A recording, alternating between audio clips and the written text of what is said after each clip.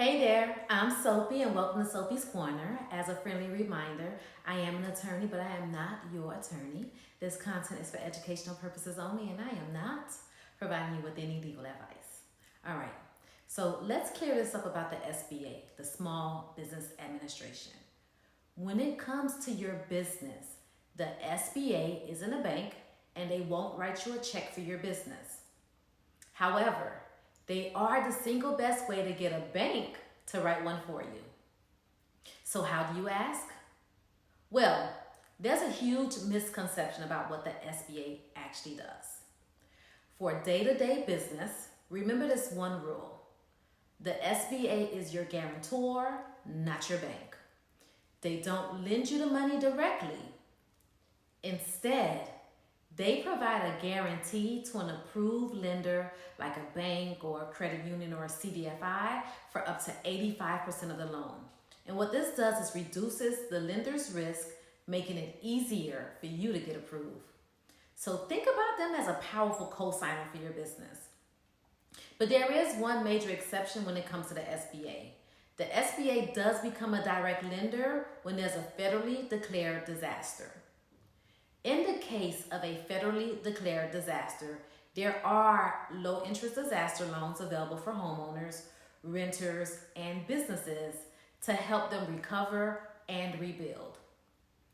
This is a very specific function and it is completely separate from their primary mission of guaranteeing loans for starting or growing a business.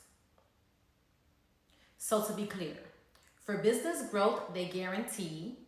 For disaster recovery, they lend directly. Now, this is what they do today in 2025. Who knows? It may change in 2026 on what their actual function is, but as of 2025, this is what they do. Let me make this real for you with my own story.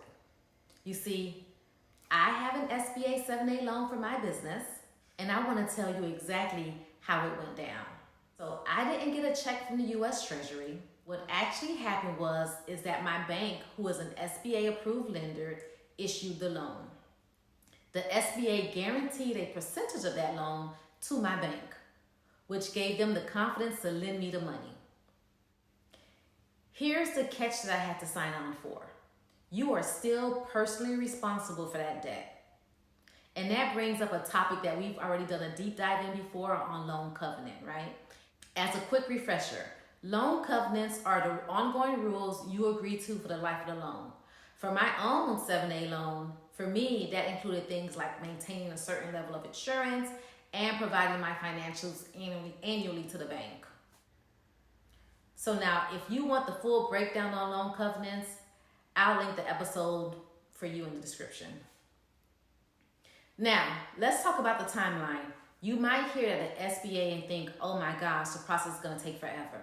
For some people it does. Luckily for me, in my case, I was funded in about 30 days. Now that is not next day cash, but it is a structured process with real underwriting, credit checks, and collateral requirements in some cases. So while they are an amazing tool for getting great repayment terms, they aren't an overnight fix.